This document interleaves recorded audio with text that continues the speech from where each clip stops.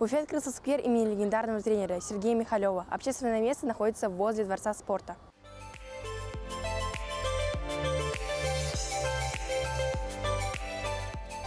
Открыли его в преддверии 450-летия Уфы. Сквер носит имя легендарного тренера хоккейного клуба Салават Юлаева. Благодаря ему команда одержала много побед. А сейчас тут победы в своих веселых играх одерживают юные уфимцы. Тут реально много что можно поделать. Сквер открылся совсем недавно. Здесь расположены батуты, а также игровые зоны. Ну а мы гуляем, пока снег не припрятал все фишки этого места. Как видите, их много. Даже интерактивные игры возможны здесь.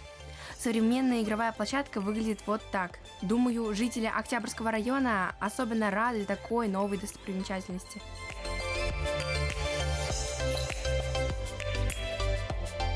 Все здесь связано с тематикой льда и хоккея. Это неудивительно. Рядом с нами одна из самых крупнейших хоккейных площадок. Алина Кудаярова, Рамазан Мусин, специально для «Горы новостей».